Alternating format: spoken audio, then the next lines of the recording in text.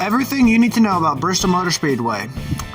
Bristol. The last great Coliseum. Thunder Valley. The world's fastest half mile. Fighter jets in a gymnasium. No matter what you call it, it's always been my favorite track. Opened in 1961, it's a half-mile short track with high banking and the racing gets intense. Been a lot of action at Bristol over the years, such as Dale Earnhardt wrecking Terry Labonte across the line for the win in 1995. But still has this traffic to contend with. Jeff Ledine had to come in for a splash of gas. Or a flat tire or something. Now let's see, they're down to 4 or 5 car lengths. And a slow car right around Earnhardt is right on his back bumper. Let's see what strategy he pulls. Labonte is sideways but wins the race, crashes, and he wins anyway. How about that? Whoa! Labonte crossed the line sideways, took the checkered flag, hit the wall, and still comes out the winner of the Goodies 500 over Dale Earnhardt. Then in 1995, spun him out again, but this time Dale was able to get the win. Coming up on 2 laps to go. He's going to catch him. Can he pass him? This might be deja vu all over again, but in reverse. And Labonte inside of Earnhardt. He taps him. Going into the third corner. He gets way down on the apron of the track. Coming to the white flag. There's a leader change, and Labonte takes the lead. And meanwhile, Ricky Rudd trying to... Oh, and Earnhardt spins him out. Oh, man. And Tony Stewart is involved in the crash, as is Mark Martin, Sterling Marlin, and several others. Dale Earnhardt takes the checkered flag. And Jimmy Spencer ran second. Here's a McDonald's winner's circle, Jerry Punch. Well, Dale Earnhardt climbs out with his 9th victory at Bristol. And Dale, that's what Bristol's all about. Take us through those last couple laps. Well, we knew we didn't get tires, and I didn't know who got tires behind us. All I knew is I needed to protect that bottom and try to go.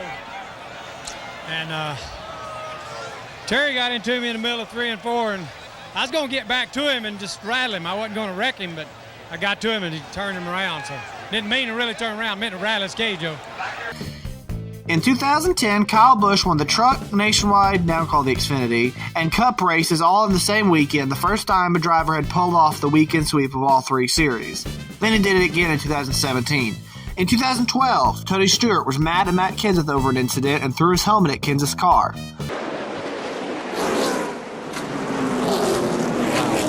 Didn't work out for either one of them. That was his slot job down in 1 and 2 to take the spot away from Kenseth. Now Kenseth tries to drive in hard, slides up, with contact. I have to call that racing. I mean, I try to throw the blame there. That's just racing. Tony not very happy. Oh. Gosh, looks familiar. In 2020, Chase Elliott got loose battling Joey Logano, putting them both on the wall and letting Brad Keselowski steal the win, and Joey was not happy about this. Chase would get Bristol redemption later that year when the All-Star race was held at Bristol instead of Charlotte, where it was traditionally held, featuring experimental number placement as well as underglow, colored by manufacturer. In 2021, Chase Elliott cut a tire after contact with Kevin Harvick while battling for the lead, and after pitting to get new tires, held up Kevin Harvick and let his teammate Kyle Larson pass for the eventual win, but not without a fight from Harvick, and Harvick was not happy with Chase afterwards. Oh, and the previous night, the Xfinity race had one of the greatest finishes in NASCAR history. A great restart on the outside, the 7 of Allgaier right on the bumper of the 22, but the 16 battles back. Here comes Allmendinger.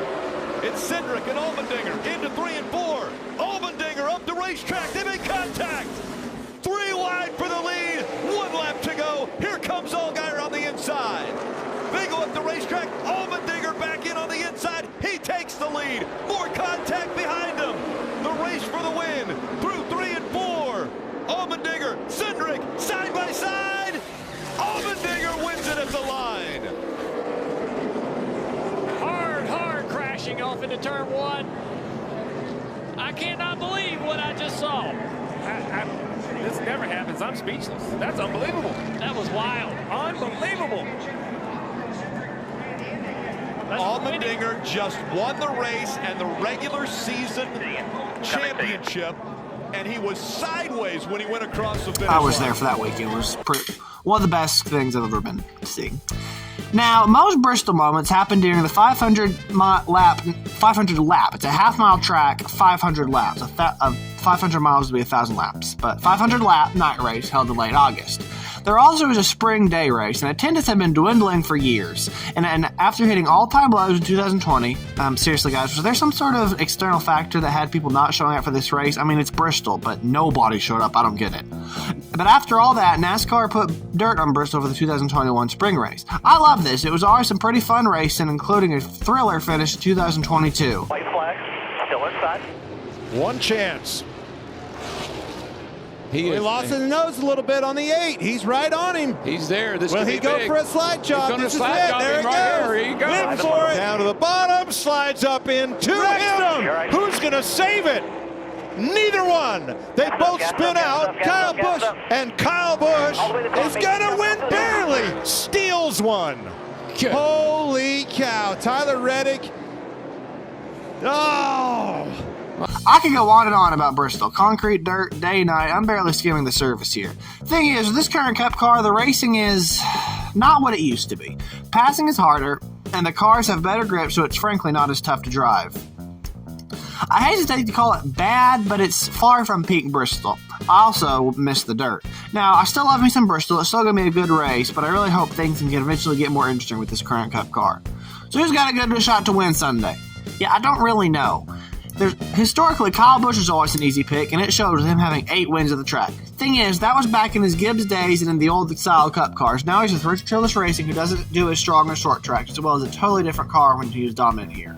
There's only been 2 races on concrete Bristol with this new car, and the 2 winners with that are Denny Hamlin and Chris Buescher. Denny Hamlin is not a surprise. He's always been a good short tracker, but Chris Buescher was a bit of an upset. I could see any of the Toyota drivers getting it done. Really, they're pretty strong at Phoenix, and so they'll probably be good at the short tracks this year. Ford still has yet to win a NASCAR race this year in any series, and so while Penske doesn't have the best record at Bristol lately, Chris Buescher from RFK has a win. Brad Keselowski, Chris Buescher's teammate, won last time the spring races on the concrete, and Stewart-Haas Racing could probably be strong there too. I really don't know who it's going to be. I'm probably thinking it's going to be Toyota, but we'll see. Thanks for watching this brief introduction to Bristol Motor Speedway. Most of the stuff I just know off the top of my head because I love this track so much, but I did have to look up the year it opened from their official website. Be sure to check out what happened last time at Bristol from It's Nothing Here, catch the Food City 500 this Sunday, March 17th at 3:30 Eastern on Fox. And if you hear some weird background noise, that's because I just had to record it outside tonight, just to record it.